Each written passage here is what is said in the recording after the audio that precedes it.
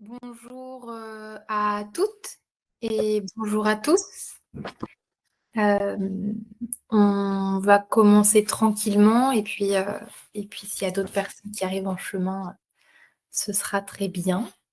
Merci beaucoup du coup d'être... alors, une main se lève déjà. Ah non, c'est une erreur. Ok. Ou alors si peut-être vous vouliez parler, Valérie. Non, je pense que c'était une erreur. Ok. Euh, Alors, donc bienvenue, oui, dans cette présentation du coup qui a pour thématique le plurilinguisme dans le trio entre assistante maternelle, parents et enfants. Juste pour une toute petite information pratique, on a coupé les micros des participants et participantes, mais vous pouvez poser des questions. Il y a un petit encart sur les questions-réponses, donc n'hésitez pas, on y répondra à la fin de la présentation. Donc oui, donc moi je m'appelle Léa Auriol et je travaille dans l'association Fable Lab. Je suis une des cofondatrices. Cette présentation s'intègre à un projet de recherche-action. Donc on a fait une partie de recherche et une partie de terrain et d'outillage autour justement des langues dans le métier d'assistante maternelle. On a mené ce projet entre 2019 et 2021 avec le soutien de la CAF, donc de la Caisse d'allocation familiale de la Seine-Saint-Denis et du Conseil départemental de Seine-Saint-Denis. Donc voilà pour la présentation. Ce projet, il est parti de 3 constats qu'on a justement discuté avec Anna Larègle qui est présente et à qui je passerai la parole tout à l'heure. Il est parti de 3 constats qui sont au niveau de la Seine-Saint-Denis, le faible taux de mode de garde, le faible taux de couverture en mode de garde. Les chiffres donc, qui sont de 2017, ceux sur lesquels on s'est appuyé donc, pour lancer le projet. Anna pourra nous donner peut-être des chiffres actualisés. Et c'était 31% de taux de mode de couverture pour les 0-3 ans en Seine-Saint-Denis contre 58% à l'échelle de la France et 74% à Paris qui est juste à côté. Donc c'est quand même des sacrés différentiels. En parallèle du coup de ce peu d'enfants qui sont gardés, il y a un nombre d'assistantes maternelles qui diminue chaque année. Il y a encore une fois pour d'autres chiffres en 2019 sur 800 personnes qui ont participé à des réunions d'information sur le métier. Il y en a ensuite la moitié qui ont monté un dossier et il y en a enfin 200 qui ont été agréées assistantes maternelles. Il y a aussi pas mal d'inactivité du coup chez celles qui sont agréées et qui sont encore assistantes maternelles. Et le dernier point de départ de ce projet, c'est un flou autour des langues dans la pratique de ce métier. Donc que ce soit un flou sur le niveau vraiment exigé pour pouvoir, le niveau de français vraiment exigé pour pouvoir pratiquer ce métier-là, ou que ce soit sur l'utilisation des langues, des autres langues que le français dans sa pratique au quotidien. Et donc oui, je fais peut-être un tout petit retour en arrière. Nous, notre association Fable Lab, elle est ancrée en Seine-Saint-Denis depuis 2017. Et en fait, ce projet, il s'intègre à une de nos actions qu'on mène autour de la médiation linguistique C'est-à-dire qu'on va aller chercher à étudier le rôle de la langue, des langues, dans l'accès aux droits économiques, sociaux, culturels, parce que finalement, la langue, c'est rarement un objet d'étude en tant que tel pour pouvoir mieux comprendre, par exemple, l'accès, l'utilisation du numérique ou l'accès au métier d'assistante maternelle ou l'accès aux soins pour les femmes. Ça, c'est autant de questions qu'on va essayer d'éclairer par les réflexions sur la langue. C'était un tout petit retour en arrière pour présenter qui nous sommes quand même, Fab Lab. Donc, donc, pour terminer sur ce contexte, du coup, autour du plurilinguisme, on voulait quand même rappeler quelques éléments autour du plurilinguisme, parce qu'on a parfois, en tant que professionnel, quand on travaille dans ces questions, on a parfois l'impression que c'est très partagé, mais c'est pas toujours si évident. Donc, la première chose qu'on voulait présenter, c'est le plurilinguisme. Qu'est-ce que c'est, en fait? Quelle est la définition du plurilinguisme? On s'est rendu compte que beaucoup de personnes ne se considèrent pas forcément plurilingues parce que pour elles, être plurilingue, ça voudrait dire maîtriser parfaitement la lecture, l'écriture, l'expression dans une ou plusieurs autres langues. Mais en fait, la définition du plurilinguisme, celle en tout cas avec laquelle on s'accorde dans l'association, elle est beaucoup plus ouverte que ça.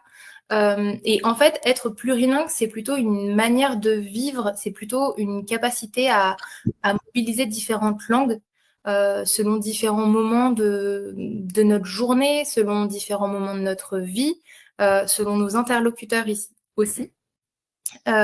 Et donc, c'est plutôt cette définition-là, nous, qui nous intéresse. Donc, par exemple, il y a beaucoup de personnes qui vont parler dans une langue différente à leurs collègues, à leurs grands-mères, à leurs enfants, à leurs voisins, voisines, à des commerçants dans un autre pays. Et en fait, cette capacité à mobiliser ces langues, c'est la définition du plurilinguisme que nous, on reconnaît. Et donc une autre idée reçue sur le plurilinguisme, ce serait donc une autre idée reçue qui existe plutôt sur le plurilinguisme, enfin le fait de parler différentes langues, notamment aux enfants, là en ce qui nous concerne aujourd'hui par rapport au métier de la petite enfance, ce serait que ça peut apporter de la confusion, perdre les enfants, etc.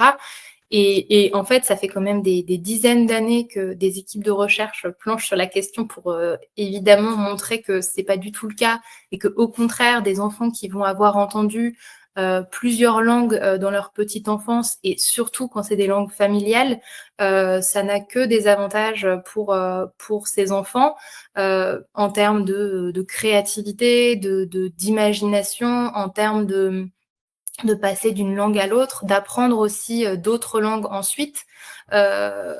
Vraiment, c'est très positif. Donc ça, c'est une autre idée reçue qu'on avait envie de démonter pour commencer cette présentation.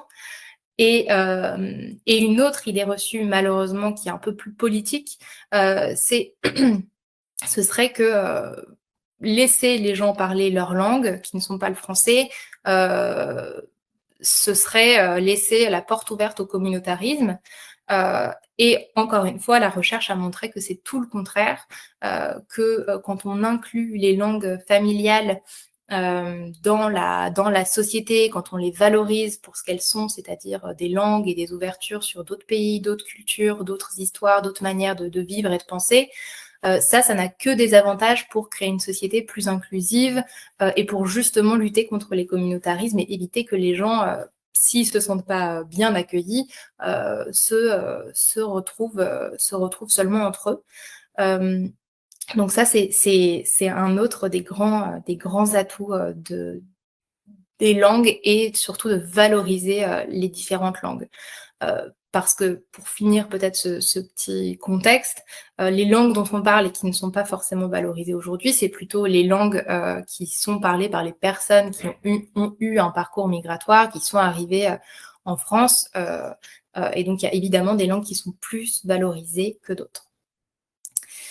Je pense avoir fait le tour du coup sur cette petite introduction. On a maintenant Anna Larègle. Du coup, on est très très contente que tu sois présente, Anna, pour pouvoir nous apporter un peu plus de contexte sur la Seine-Saint-Denis. Donc, je te laisse la parole et puis ensuite, on pourra passer la parole à Domitille pour qu'elle nous parle un peu plus dans les détails de ces enjeux de langue française et de langue dans le métier d'assistante maternelle. D'accord, très bien. Bonjour à tous les présents et les présentes. Donc, je suis Anna Larègle, responsable du pôle innovation petite enfance et parentalité, qui est une équipe qui a été créée par le département et la CAF sur les sujets qui concernaient, travailler sur les sujets qui concernent les deux institutions. On a été amené à discuter avec FableLab depuis quelques années et c'est toujours important d'avoir des espaces de réflexion et de pousser à la réflexion sur des choses qui parfois peuvent devenir juste une pratique qu'on n'interroge plus. Et donc de montrer ces interrogations aux professionnels pour que ça puisse faire l'objet de débats là où peut-être que c'était devenu un impensé. Donc, c'est aussi, je pense que le sens de ce webinaire d'aujourd'hui, ça nous amène à cette interrogation. Comment on peut dépasser des impensés et se nourrir de recherche-action comme celle-ci, d'outils, par rapport à un contexte qui est aujourd'hui très difficile. Donc, nous avons un contexte, vous n'êtes pas sans connaître une actualité assez difficile en ce moment sur la petite enfance. Donc, d'une part, nous sommes à l'aube du démarrage du service public de la petite enfance qui donne une place particulière que l'on appelle autorité organisatrice aux communes et éventuellement au bloc intercommunal à partir du 1er janvier 2025. Donc, nous sommes à quelques mois de cette nouvelle fonction qui vont assumer les villes. Et en même temps, nous savons qu'il y a des très fortes difficultés concernant les modes d'accueil de la petite enfance, des difficultés d'attractivité des métiers et des difficultés de manque de professionnels. Donc, si à l'époque, quand nous avons commencé à parler avec FableLab, je pense qu'à cette époque, la question de l'accueil collectif, des professionnels de l'accueil collectif ne se posait pas dans les termes où elle se pose aujourd'hui. On va dire qu'aujourd'hui, on a une double interrogation sur les professionnels, autant sur le collectif que sur l'individuel. Et les deux font partie d'un même tout qui est cette problématique de dévalorisation et de perte d'attractivité de ces métiers qui préoccupent énormément tout le monde. Parce que si on veut arriver à un service public de la petite enfance, la première des choses, c'est qu'il faut qu'il y ait des professionnels. Donc, par rapport aux chiffres que citait Léa, on avait quand même un peu d'amélioration puisque le taux de couverture, le dernier taux communiqué par la CAF, je crois que c'est pour 2021 parce que les chiffres qui nous transmet la CAF ont toujours 2 années moins par rapport à notre année en cours, sont des 33,6%. Je pense que ça, Domiti avait pu l'introduire dans la présentation que vous avez sur Internet. Et donc là, l'accueil individuel est minoritaire dans ce taux de couverture parce qu'elle est de 12,4%. Néanmoins, c'est très, très important et il y a quelques leviers qui vont démarrer en 2025 qui pourraient aider à maintenir l'accueil individuel et l'attractivité de ces métiers. Donc aujourd'hui, nous avons en 2023, jusqu'à décembre 2023, nous avions 4268 assistantes maternelles. Et la question, c'est que partout en France, ce métier perd est en décroissance rapide depuis une dizaine d'années, et tout particulièrement depuis 2014. Donc, ça a commencé à montrer des signes d'épuisement en 2012. Et aujourd'hui, c'est à peu près partout en France qu'on constate une décroissance depuis 10 ans. Donc, qu'est-ce que ça veut dire pour nous, cette décroissance? Ça veut dire que c'est tous les ans, on perd 200 à 300 assistantes maternelles. Pour de multiples raisons et pas uniquement pour la retraite. Donc, généralement en France, c'est la retraite la première raison. En Seine-Saint-Denis, ça n'est pas la première raison. À ça s'ajoute la question de l'inactivité. On a 25% des assistantes maternelles qui sont inactives. Inactive, ça veut dire qu'il n'a reçu aucun enfant dans l'année dont fait l'objet la statistique.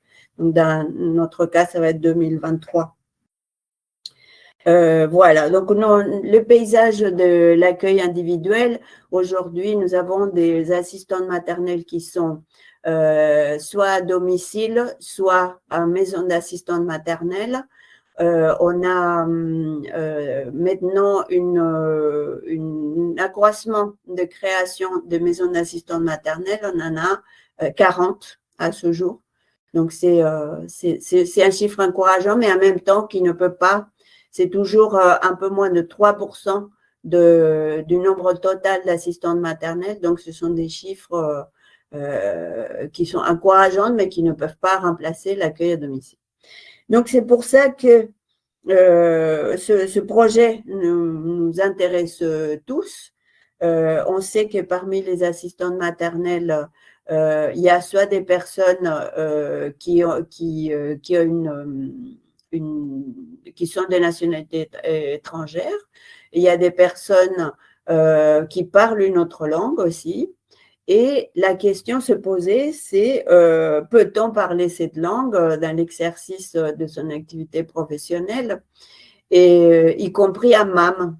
Donc, on a eu de nombreuses discussions là-dessus, et c'est pour ça que le webinaire d'aujourd'hui nous intéresse tout particulièrement, en sachant que, comme le disait Léa, il y a des très nombreuses recherches sur la question du plurilinguisme et petite enfance, et que donc nous sommes, et même des intervenants en Seine-Saint-Denis, divers, présents, et c'est un sujet favorable, positif et à encourager. Voilà. Donc, je vous passe la parole pour continuer votre belle présentation. Merci Anna. Bonjour à toutes et à tous. Moi, je me présente, je m'appelle Domitille Pestre et je suis une des cofondatrices de l'association Fable Lab. J'ai l'impression qu'il y a une main levée. Si vous voulez poser votre question, n'hésitez pas. Ou nous mettre un message dans le chat. Madame Valérie Suel. Sinon, mettez-nous un message dans le chat. Hein. Voilà. En attendant, on va diviser la prochaine partie de ce webinaire en deux. La première partie que je vais prendre en charge, je vais vous présenter un peu ce qu'on a pu observer sur l'enjeu des langues dans le métier d'assistante maternelle, le lien avec les parents, les enfants, mais aussi les institutions. Et dans une deuxième partie, on vous parlera plutôt des outils, des propositions que nous pouvons faire face à ces enjeux. Donc, je commence par les enjeux, qui sont peut-être d'abord des paradoxes, des contradictions, des choses, des endroits où c'est un peu flou, il y a des injonctions contradictoires, et c'est ça qu'on aimerait explorer avec vous. Alors, tout d'abord, sur la place de la langue française et l'accès au métier. De fait, dans les assistantes maternelles, aujourd'hui, il y en a un certain nombre, donc il n'y a pas forcément de statistiques dessus, mais on peut l'observer, dont le français n'est pas forcément la langue maternelle, ou qui parlent d'autres langues que le français. Et donc, c'est intéressant d'aller voir quelles sont les exigences pour accéder à ce métier en termes de langue française et qu'est-ce que ça fait sur l'entrée dans le métier. Et alors, nous, ce qui nous a surpris, c'est qu'il y a un certain flou sur le niveau exigé dans les consignes officielles. En fait, il y a un décret qui date de mars 2012 qui pose la nécessité de maîtriser la langue française à l'oral et d'avoir des capacités de communication. Et puis le décret, il va un peu détailler ce que ça signifie, mais il ne va pas y associer de niveau officiel. Par exemple, il aurait pu y associer des niveaux liés, vous savez, au référentiel européen A1, A2, B1, B2, qu'on voit sur d'autres types de postes, ou en général, quand on apprend des langues, c'est ce à quoi on se réfère. Et en parallèle donc de ce flou et le fait on insiste juste sur l'oral et donc pas sur l'écrit, il y a une exigence sur la formation des assistantes maternelles qui est en hausse. Et donc avec la nécessité pour les assistantes maternelles de déposer un dossier pour avoir leur agrément, puis de suivre une formation et d'être évaluées. Et en fait, tout ça, ça va nécessiter, on s'en rend bien compte, de maîtriser le français aussi à l'écrit. Avant, pour le dossier, on pouvait s'arranger peut-être pour demander à une personne de nous appuyer dans la rédaction d'un dossier. Aujourd'hui, si on veut suivre une formation, souvent, il y a une vraie nécessité de maîtriser aussi l'écrit de la langue dans laquelle on va suivre la formation, ici le français. Donc, on voit que déjà, il y a un flou, une contradiction, et les personnes qui vont être en difficulté face à ça, c'est en premier lieu les personnes qui vont délivrer les agréments, parce qu'elles vont devoir se référer à un cadre réglementaire qui n'est pas clair. Et puis en plus, ce n'est pas forcément leur travail au sein d'une PMI ou d'un RPE d'aller vérifier qu'une assistante maternelle, elle a le bon niveau en français, d'ailleurs, et quel est-il, pour avoir effectivement son agrément et exercer sa profession. Donc là, on a une première problématique. Et en même temps, quand on va voir de quoi ont besoin les assistantes maternelles pour exercer leur métier, on se rend compte qu'elles ont besoin d'avoir un répertoire linguistique très riche et très varié. Alors évidemment, en premier, on pense à tout ce qui est lié à la petite enfance avec un champ lexical qui est très spécifique. Je pense que si vous allez vous adresser à des gens qui ne sont pas des jeunes parents ou qui ne sont pas dans le secteur, si vous parlez de motricité, de DME, de turbulette, ça peut sembler un peu flou comme mot, et pourtant, c'est des mots qu'elles vont manier au quotidien et spécialement dans leur relation aux parents ou aux institutions. En même temps, comme elles sont salariées, plutôt des salariés isolés de plusieurs parents, elles vont aussi avoir besoin de gérer un vocabulaire administratif, donc lié à l'URSSAF, Page emploi, leur agrément, etc. Mais aussi de mobiliser des compétences en termes de négociation, de gestion des conflits qui arrivent probablement régulièrement, et de gestion des émotions, parce qu'elles sont quand même dans un métier qu'on dit du care, et c'est quelque chose qui est toujours important. Et on se rend compte que voilà, entre le vocabulaire de la petite enfance, la partie administrative, la partie de gestion de négociation, elles ont besoin d'une maîtrise de la langue française qui va se greffer sur plein de sujets différents, et que c'est parfois un peu compliqué d'avoir tout ça qui est bien maîtrisé. Et donc, il y avait une responsable associative qui nous racontait qu'il y avait un écueil dans lequel allaient certaines assistantes maternelles, qui était de se réfugier dans un endroit qu'elles connaissaient bien. Parfois, c'était l'administratif. Donc, elles allaient parler avec les parents du contrat, des horaires, ce genre de choses, et pas du tout parler de leur projet d'accueil. Ce qui pouvait un peu désarçonner les parents, qui avaient l'impression que voilà, c'était pas forcément quelque chose qui les intéressait plus. Et en même temps, se réfléchir sur ces compétences linguistiques qui sont riches et développées, c'est aussi se poser la question, justement, ce qu'on disait de la valorisation de ces métiers. Et donc là, j'aimerais vous renvoyer à ce témoignage de cet auxiliaire parental qui disait que le métier est sous-estimé parce que les gens disent que c'est simplement une mère qui garde un enfant et que c'est naturel, inné. Et je pense que si on est tous ici aujourd'hui à ce webinaire, c'est qu'on en est convaincu que ce n'est pas le cas et que ça nécessite de mobiliser d'autres compétences. Et on le voit aussi donc à travers la maîtrise de la langue. Donc voilà pour la langue française et l'accès au métier. Donc on voit que il y a une nécessité de parler français, mais que c'est flou sur les exigences réglementaires et qu'en même temps, ça va être mobilisé de manière très très différente selon les différents aspects du métier. Maintenant, je vais m'attarder un peu plus sur le plurilinguisme dans la pratique du métier. Ça veut dire au quotidien, dans leur travail, les assistantes maternelles, comment est-ce qu'elles vont mobiliser le français, les autres langues auprès de toutes les personnes avec qui elles sont en contact, et en particulier les parents et les enfants.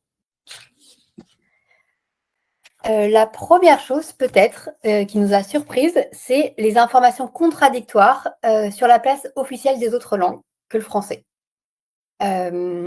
Et donc, en fait, comme il y a des informations contradictoires, est-ce qu'on a le droit de parler d'autres langues? Est-ce qu'on n'a pas le droit?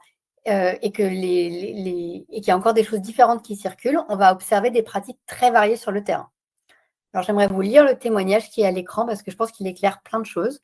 Donc, c'est une assistante maternelle qui raconte qu'elle pose la question à une formatrice: peut-on parler arabe avec les enfants?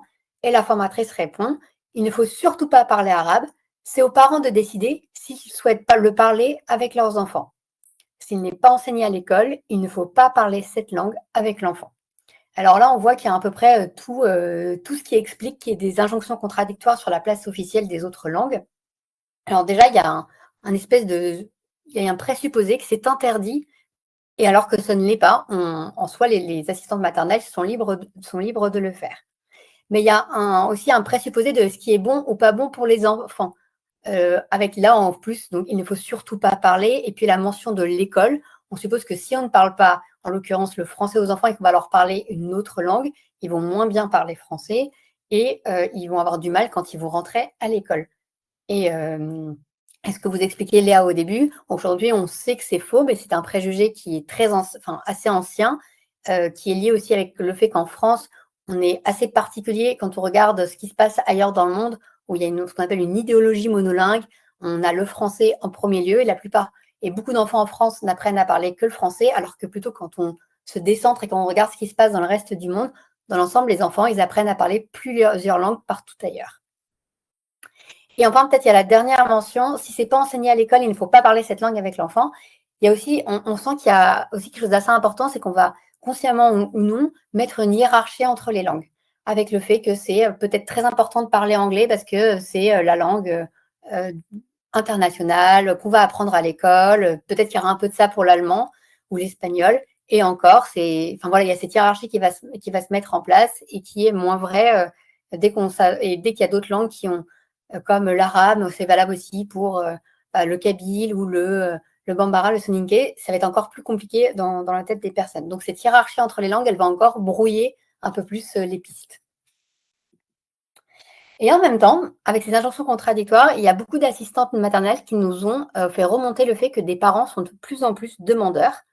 Donc là, il y a une assistante maternelle qui nous racontait: les parents veulent de plus en plus que leurs enfants découvrent des choses quand ils sont petits parce que c'est des éponges. Donc, les raisons des parents pour cet éveil, cette volonté que les enfants entendent parler d'autres langues, elles peuvent être très diverses. Il y a l'enjeu de l'éveil aux langues des enfants, qui est peut-être un sujet qui est un peu plus porté aujourd'hui, mais il y a aussi un enjeu de transmission des langues familiales par les parents. Et donc, c'est une demande que les assistantes maternelles peuvent avoir à entendre. Et en même temps, ça peut être quelque chose pour elles d'assez complexe à discuter avec les parents parce que c'est un sujet qui peut être sensible, voire douloureux. Comme je vous le disais précédemment, il y a eu longtemps, on disait aux parents de ne pas parler d'autres langues que le français avec leurs enfants parce que ça allait les perturber, parce qu'ils allaient mal parler français, que ce serait compliqué à l'école, etc. Et donc, il y a eu pu avoir des ruptures de transmission des langues au sein des familles. Et donc, par exemple, ce témoignage: un père m'appelle au téléphone et me demande si je peux parler en kabyle à leur fils. Mais moi, c'est non par rapport aux autres enfants. Et moi, je ne peux pas. Je n'ai même pas fait ça avec mes enfants. Donc là, vous voyez, on se rend compte que c'est une demande qui peut être assez douloureuse pour la personne en face, et peut-être que c'est quelque chose qu'elle va entendre de manière un peu récurrente. Et donc, en fait, cette question des langues chez les assistantes maternelles, c'est un sujet qui va peut-être sortir un peu du cadre de l'assistante maternelle et la famille qu'elle reçoit, puisque c'est un sujet de société plus global que de penser la transmission des langues familiales au sein des familles, à l'extérieur des familles, à l'école, dans les modes de garde, puis à l'école. Et on sait qu'il y a eu des ruptures de transmission, qu'il y a aujourd'hui aussi des parents qui ont une volonté de retransmettre des langues qu'eux-mêmes ne parlent pas. Et effectivement, les assistantes maternelles, ça peut être une solution, mais c'est pas une solution, c'est aussi une solution qui doit être pensée au niveau de notre société et pas simplement à l'échelle de l'assistante maternelle et du parent. Pour continuer, on a un peu l'impression dans ce que je vous raconte peut-être que c'est valable uniquement quand les assistantes maternelles, elles parlent la même langue que les parents qu'elles accueillent. Mais en fait, ce qui est très important et très intéressant, c'est que c'est valable aussi quand il n'y a pas de langue commune. Donc, encore un témoignage qu'on vous propose avec une assistante maternelle qui raconte: j'ai une maman espagnole qui parle avec sa fille en espagnol tout le temps parce qu'elle veut lui transmettre sa langue. C'est super. Moi aussi, du coup, j'ai appris quelques mots en espagnol. Et là, je pense que je peux vous renvoyer à ce que vous racontez, Léa, sur le fait que le plurilinguisme, c'est pas parler parfaitement la langue en toutes circonstances, partout. c'est savoir naviguer entre plusieurs langues, qu'on sache en dire quelques mots, plusieurs phrases, ou au contraire, qu'on sache tenir une longue conversation sur des sujets très spécifiques. Et ce qui est important pour les enfants, c'est que cette question de prise en compte de leur langue familiale ou des langues qu'ils vont entendre ailleurs, c'est aussi leur assurer un environnement qui est sécurisant, ça fait une forme de continuité, et pour eux, ça assure aussi une sécurité identitaire et linguistique, et ça fait partie de leurs droits comme ils ont été définis par l'ONU dans la charte des droits de l'enfant. Et enfin, peut-être la dernière partie, mais qui n'est pas une petite partie du plurilinguisme dans le métier, dans la pratique du métier, c'est comment est-ce qu'on communique avec des parents allophones, c'est-à-dire des parents qui n'ont pas le français en langue maternelle, qui potentiellement sont en train d'apprendre à parler français.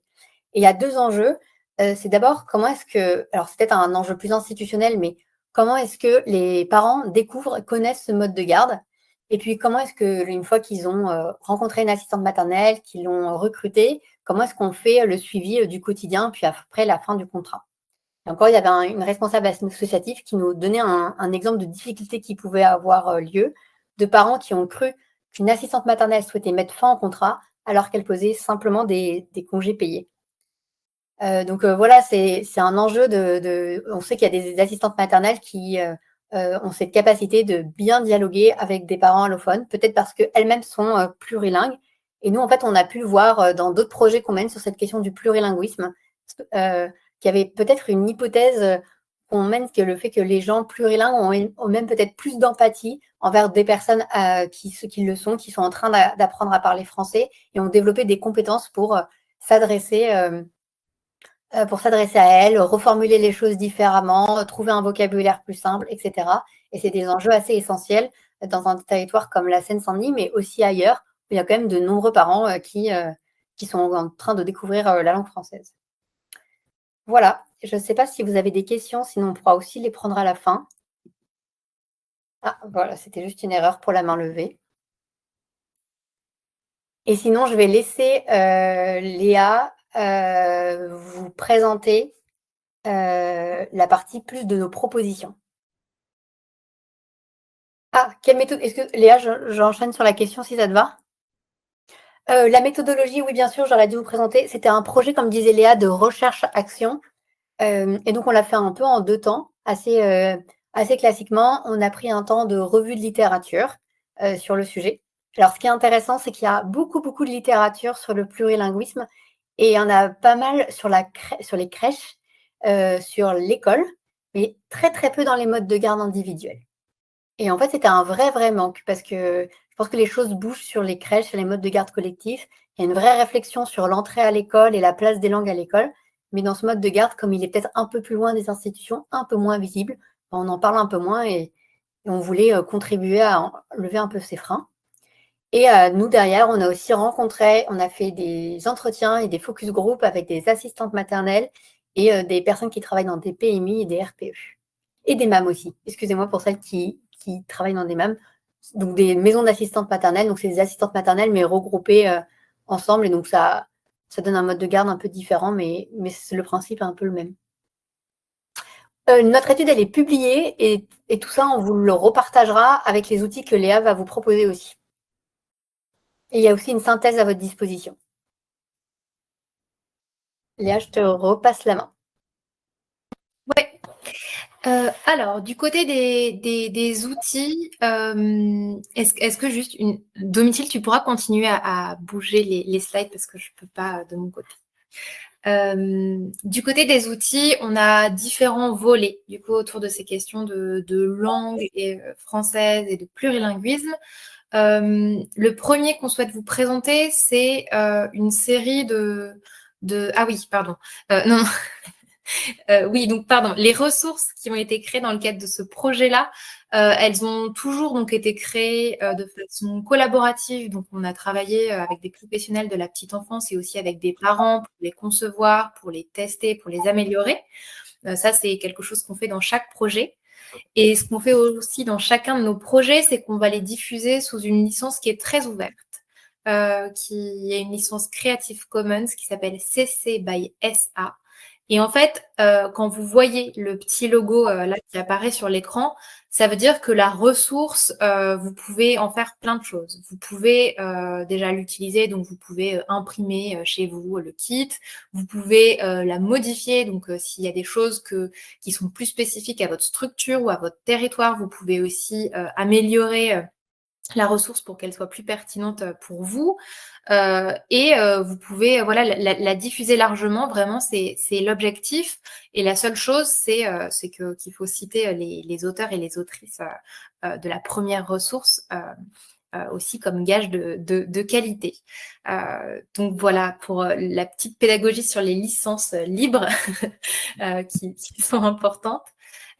Et donc le premier volet d'outils qu'on voulait vous montrer, c'est donc justement, en fait, ça reprend un petit peu ce qu'on vous a présenté là, mais c'est pour pouvoir avoir une conversation autour des langues et pour pouvoir, en tant que professionnel de la petite enfance, être armé sur toutes ces questions liées au plurilinguisme et pour pouvoir désamorcer les idées reçues que certainement vous avez dû ou vous allez potentiellement vous prendre.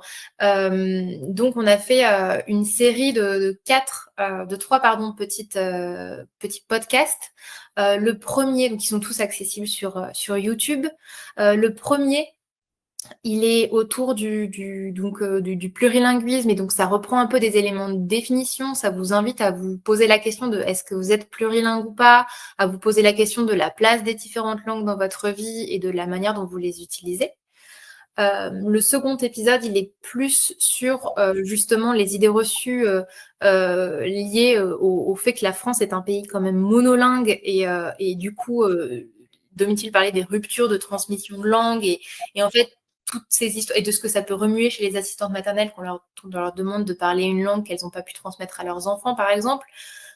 Toutes ces questions-là, ça s'ancre dans une histoire de l'Europe et de la France. Et donc, on a voulu rapidement faire cet éclairage-là parce que ça nous semble important justement de ressortir de la dimension individuelle et de OK, on peut se questionner sur pourquoi on n'a pas transmis notre langue à nos enfants, mais aussi pourquoi est-ce que la société ne nous a pas permis de le faire. C'est surtout là la question.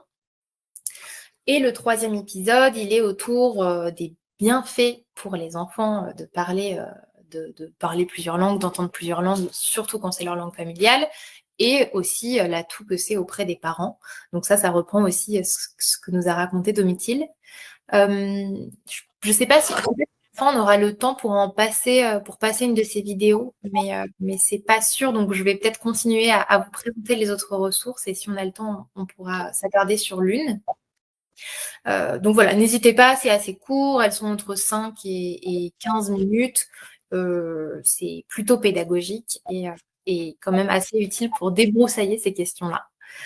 Donc voilà pour les podcasts et pour justement pouvoir avoir une conversation autour des langues. Les deuxièmes types de ressources qu'on a créés sont donc là à destination des assistantes maternelles aussi et de façon plus large sur la valorisation de parcours. Donc ça, c'est lié aux langues, mais pas seulement. En fait, nous, on anime des formations qu'on appelle valorisation de parcours, souvent à destination de personnes qui font le même métier. Donc, ça peut être dans le textile, ça peut être dans l'assistance de vie aux familles, ça peut être dans le BTP. Et en fait, on va essayer d'aller travailler ensemble la mise en récit de son parcours pour le raconter comme une histoire et donc intéresser nos interlocuteurs et nos interlocutrices. Pour les assistantes maternelles, on avait le projet d'animer des formations comme ça, ce qu'on n'a pas pu faire au moment du Covid. Donc, on a fait un kit papier qui est donc autour de 2 grandes thématiques. La première thématique, c'est sur raconter son parcours justement comme une histoire et sur l'entretien avec les parents. Donc bon, évidemment, là, l'audience est bien au courant, mais il y a les entretiens téléphoniques qui sont un peu informels, mais dans lesquels il se passe plein de choses. Et il y a ensuite les entretiens qui sont plutôt au domicile de la potentielle assistante maternelle. Et là, encore une fois, il va se passer plein de choses. C'est des moments très importants. Et en fait, ces kits, ils permettent de bien se préparer pour à la fois se mettre par exemple à la place des parents, donc essayer de lister toutes les questions que les parents peuvent avoir, mais aussi pour essayer justement de rassembler un peu toutes ces compétences, ces qualités. Parfois, quand on a un parcours qui n'est pas forcément linéaire, quand on n'a pas été assistante maternelle toute sa vie, quand on n'a pas forcément les certifications, les diplômes qui vont avec, ça permet de rassembler un peu tout ça et de vraiment intéresser, rassurer, surtout rassurer les parents. Donc, ce kit, c'est pareil, c'est des petits conseils comme vous voyez à l'écran. Et puis après, il y a des exercices pratiques. Et voilà, ça permet de se décentrer un peu. On trouve aussi que justement se questionner sur ses langues, quand c'est le cas, ou sur son rapport à la langue, ça permet aussi de se questionner sur ses pratiques plus largement en tant que professionnel. Et ça nous fait jamais de mal à nous professionnels que de questionner nos pratiques. Donc voilà, on encourage ça. On a fait un deuxième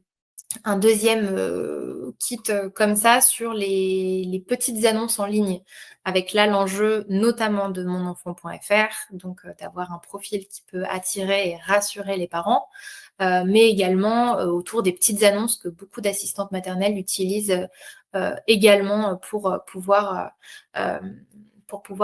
trouver des parents. Donc ça, c'est aussi disponible sur notre site. Et enfin, le troisième volet de ressources, donc là, il est plus sur la communication avec des familles qui n'ont pas justement le français comme langue première. Et donc, on a travaillé sur 2 types de ressources.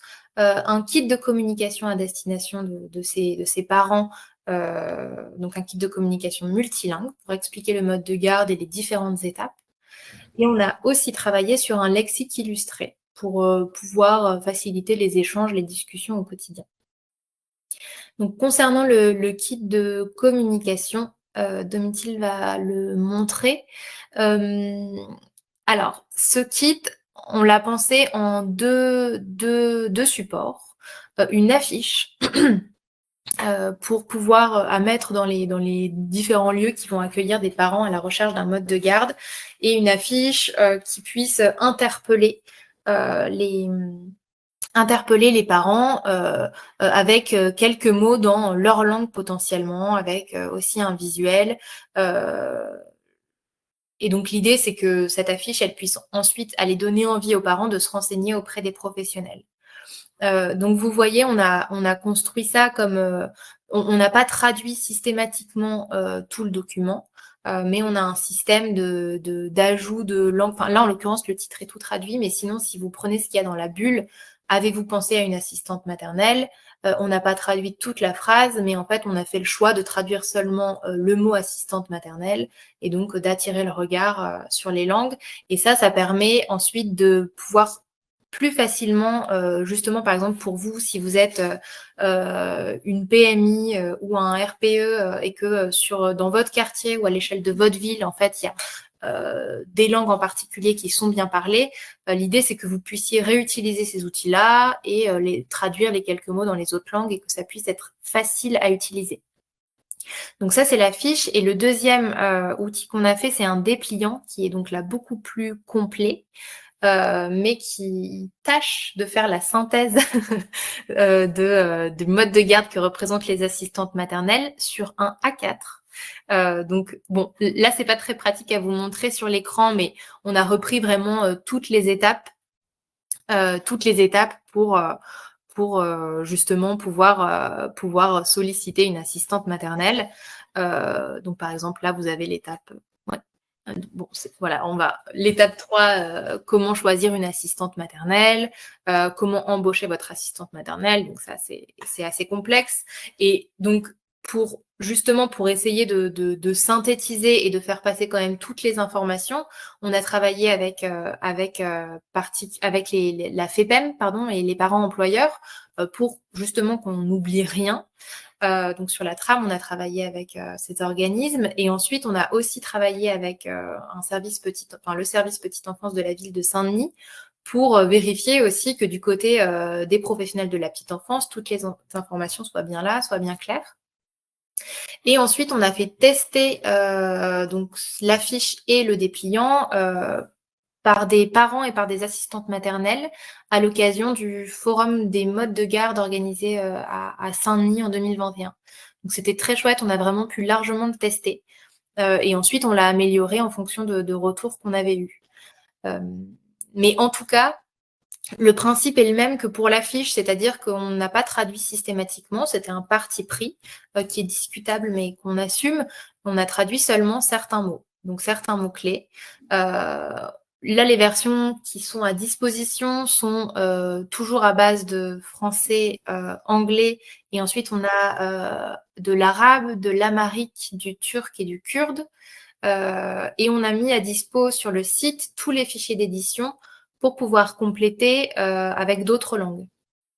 Donc là, ça veut dire que vous pouvez vraiment vous approprier ces outils-là. Nous, on est aussi disponible si vous avez des problèmes avec les fichiers d'édition, les traductions ou quoi que ce soit. Mais vraiment, n'hésitez pas à vous les approprier si vous les trouvez bien, à les améliorer aussi si c'est nécessaire, et ensuite à les utiliser dans vos structures, parce que ça peut... Bon, déjà, rien que pour des familles parfaitement francophones, c'est précieux, parce que solliciter les assistantes maternelles, ça peut faire peur, alors qu'en fait, c'est aussi des étapes qui, quand elles sont synthétisées et clarifiées, peuvent être tout à fait compréhensibles. Donc voilà, n'hésitez pas à utiliser cet outil-là. Et le dernier outil qu'on voulait vous présenter, donc celui-ci, il est un peu plus expérimental encore. Mais nous, au sein de l'association, on fait beaucoup d'imagiers pour les adultes, donc des livres de vocabulaire illustrés sur du vocabulaire qui est vraiment adapté aux adultes. Donc, par exemple, on en a sur la santé des femmes, on en a sur le BTP génie civil, on en a sur le travail. L'idée, c'est parti du constat que quand on apprend d'autres langues et quand on apprend le français en France, on a peu de supports illustrés, vraiment avec du vocabulaire à destination des adultes. En fait, il y a des imagiers pour les enfants, mais ensuite, ça s'arrête assez vite. Et donc, nous, on a créé notre propre collection. Et on a donc expérimenté pour ce projet-là d'avoir des cartes illustrées, donc sous forme de cartes et non sous forme de livres. Donc voilà, il y a 100 cartes avec du vocabulaire un peu du quotidien, que ce soit lié justement à la prise en charge de l'enfant, mais aussi à l'administratif, aux horaires aux horaires de travail, tout ça.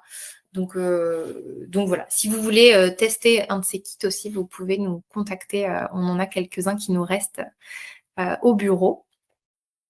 Et enfin, on a mis aussi toutes ces illustrations et tous ces mots sur une base de données partagée qui s'appelle Yota, qui nous permet de rassembler sur toutes nos thématiques du vocabulaire, mais aussi des traductions des différents mots, des prononciations, des enregistrements audio. Donc ça fait une belle base de données dans laquelle piocher, qui peut faciliter des échanges avec des parents, voire avec des enfants. Pour l'instant, c'est à l'état de base de données, mais on travaille aussi pour que l'interface soit aussi plus facile à prendre en main. Je pense avoir fait le tour de cette présentation. Voilà, un immense merci. On avait mis ça pendant la sieste des enfants, donc je sais qu'il y a des assistantes maternelles parmi vous, donc on va peut-être vous laisser vous reposer un peu avant qu'ils se réveillent. Et merci à vous tous d'être venus. Léa, je sais pas si tu avais quelque chose. Non, merci beaucoup, c'était super, et puis j'ai l'impression qu'on a envie de continuer à échanger, donc on trouvera d'autres Voilà, tout à fait. Ça marche. Bon, merci et à bientôt. Bon après-midi. Au revoir.